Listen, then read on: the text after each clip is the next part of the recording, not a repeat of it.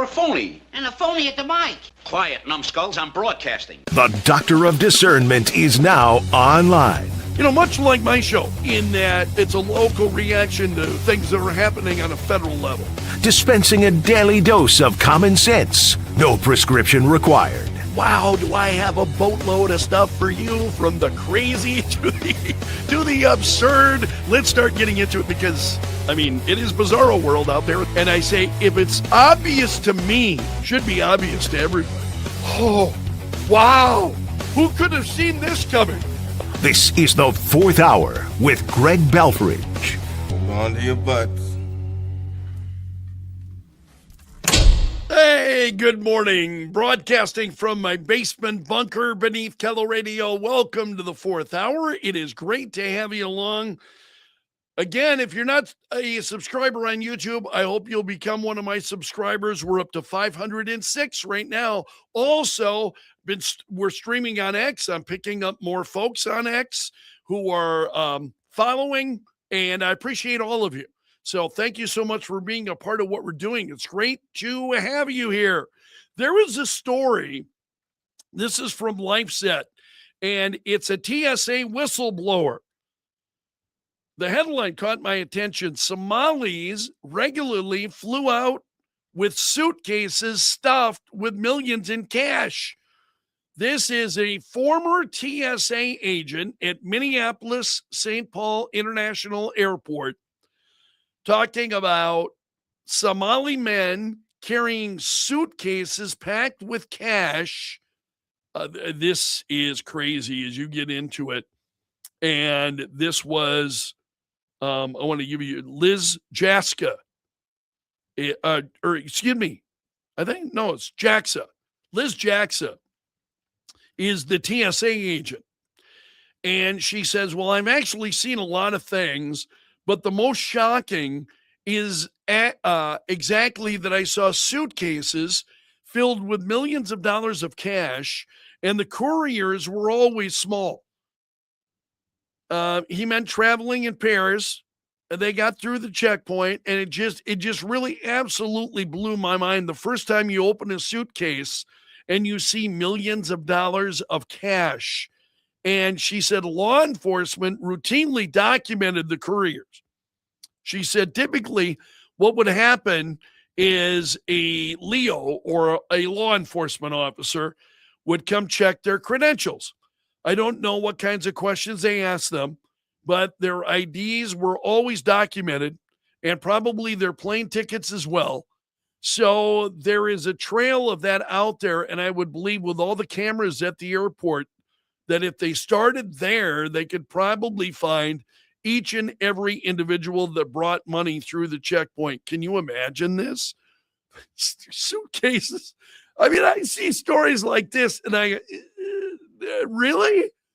I mean, and then I stop and think, wasn't it the when Barack Obama was president and all the stuff that we had sent to Iran and there were photos of the back of these semi trucks and all of just a boatload of cash and whatnot that was all in there. And you look at it and you're like, well, this can't be real, right? This can't actually be happening. And of course it is. So Liz said it certainly seemed like it happened every week. The suitcases came in, and it was always the, two Somalian men traveling in pairs. Sometimes they both had suitcases. And so as a TSA agent, we would pull the bag, and then we'd bring them into a private screening room. We'd open the suitcase, make sure that's all it was. It was stacks of cash, and a law enforcement officer would come, maybe question them, for sure take a picture of their identification. I'm assuming that their plane ticket, I'm not sure. So there is a trail out there, is what this woman is saying. And it's just absolutely incredible. So this is a whistleblower who worked at Minneapolis St. Paul Airport in St. Paul, saying that she witnessed these. And there's actually some a video. Liz Collin, the reporter, There's video of her and the woman as she talks about it. It's just mind-blowing as you see these kinds of things.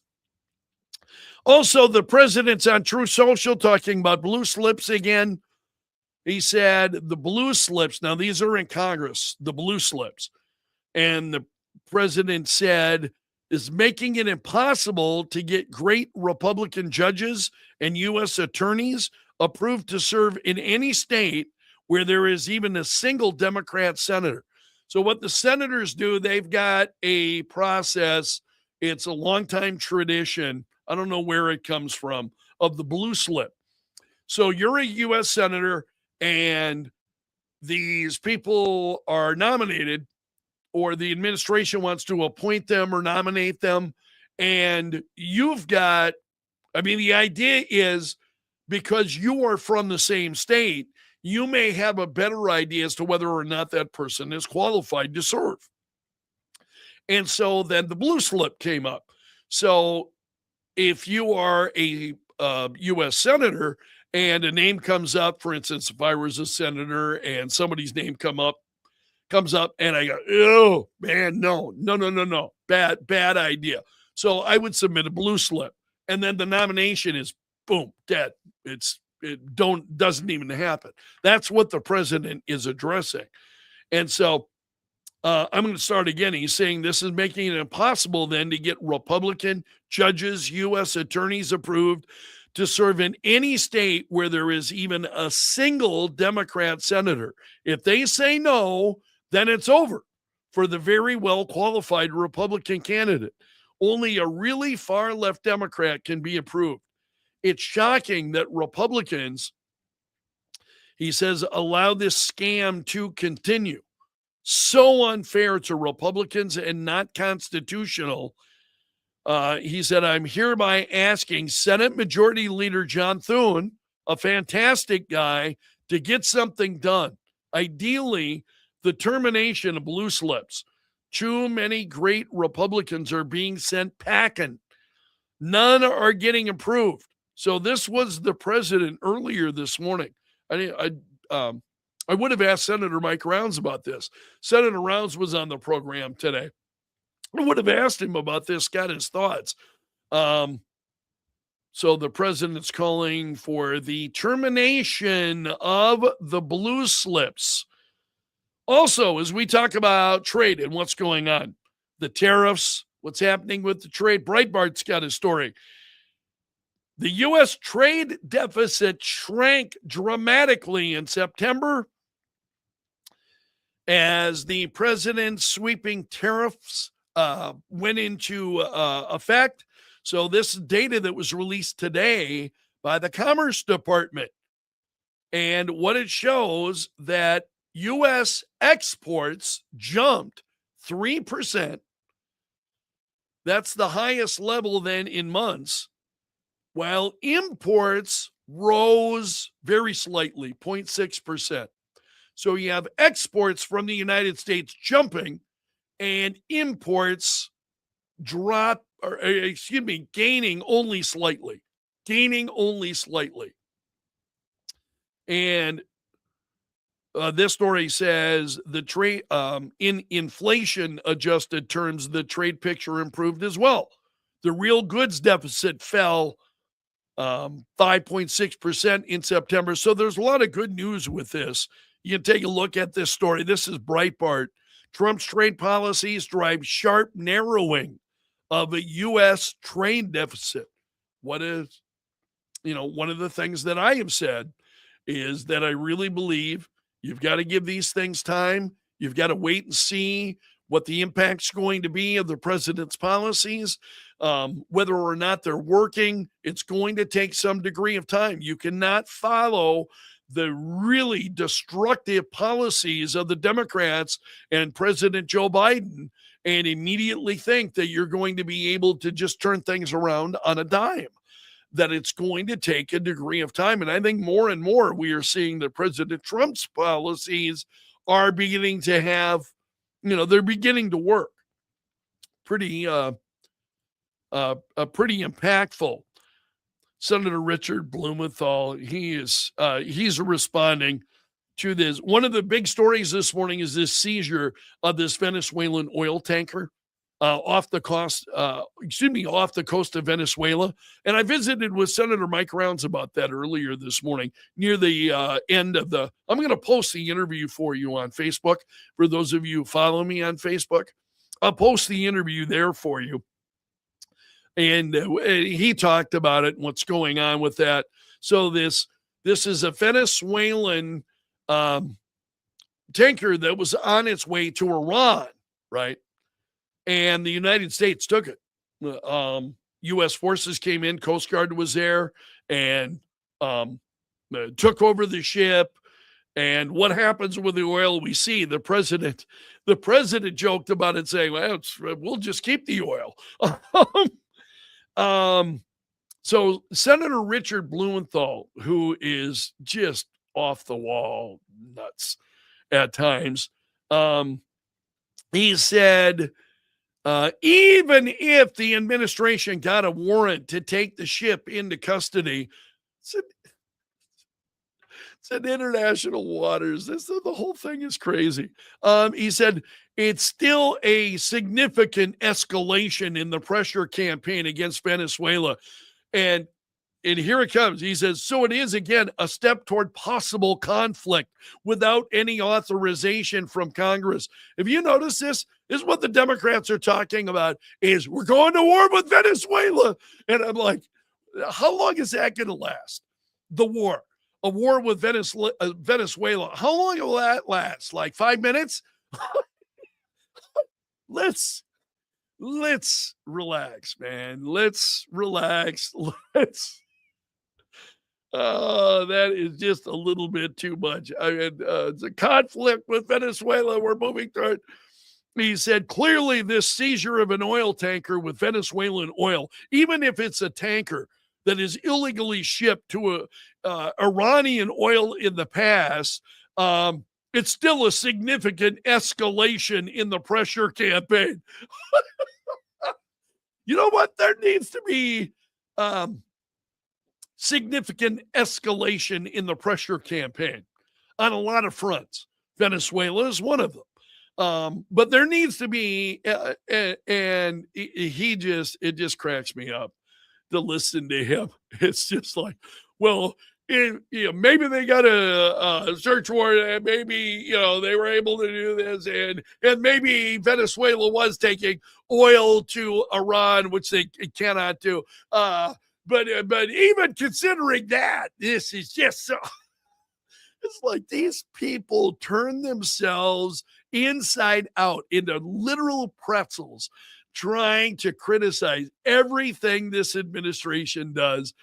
I just find it laughable. I mean, none of them have any credibility whatsoever. Very, very few. It's just more craziness. It's absolutely more craziness. Kyle Rittenhouse is back. He has broken his silence on social media, and he announced his marriage. He posted photos of himself, and he said, I'm back on social media. I'm back in the fight, and I'm here to stay. And he included images of himself on X, along with 2 images of him and his bride, Bella. And in one of the photos of her, she's holding an AR-15. One of them, he's carrying her in his arms, and the other, she's standing there right beside him with an AR-15. You just has a big smile on her face. You'll remember Kyle Rittenhouse, that you had charges had been brought against him because he was in Kenosha as riots were breaking out and so on. And he wound up being found not guilty. And so since his acquittal, Rittenhouse has been a staunch opponent of gun control legislation, which many of us are. I also am a staunch opponent of gun control legislation. He's been advocating against the red flag laws. that permit weapons to be taken from people then who show signs of harming themselves or others. I think when you start getting it, boy, you better be very, very careful when you start getting into that. Others deciding as to when you can have a weapon and when you can't. I mean, I know we live in turbulent times, and more turbulent, I think, as every day goes on. But he said, I support the Second Amendment because without it, I might not be here today. So Kyle Rittenhouse married, photos of him and his bride. And again, she's holding the AR-15. You can find those at the New York Post, but I think a simple search of Kyle Rittenhouse and his name will turn those up for you. Also today, the man who is accused of killing Charlie Kirk, Tyler Robinson, will be in court today. He is charged with aggravated murder, multiple related felonies in the shooting of Charlie Kirk. That's a case I'm going to be watching very, very closely. Yeah, very hopeful that we see justice prevail following the assassination. That's what it was. It was the assassination of Charlie Kirk. So Tyler Robinson in court. And then also, there is a story at the New York Post. This is crazy. Heart-stopping moment that a skydiver's parachute gets hooked on the plane's tail. I am going to show this video now for those of you who are watching vertically. I know this is not going to come across well, but I want you to see this because it's absolutely incredible. The idea of jumping out of a perfectly fine airplane has always been one that no, thank you. But take a look at that. Here he is, jumps out. Oh, man. And the parachute gets caught on the wing of the plane. That is absolutely crazy. I'm going to leave it there for today. You have made it to the end of the video. So you're part of my gallery of champions. Special salute to the Bunker Brigade, the folks that are here each and every day. Appreciate all of you. If you're not a subscriber on YouTube, please become one. We are at 506, I think. Yep, 506 is where we're at right now. And I'd like to see more. Bring more people into the tent. So if you've got like-minded friends that you think might appreciate the things that we're talking about, that that listen to the Greg Belfrage Show, the radio show, I just appreciate all of you. I think I expressed that pretty clearly yesterday. So thank you so much. I'm going to leave it there for today. Until tomorrow, my friend, I'm underground and gone.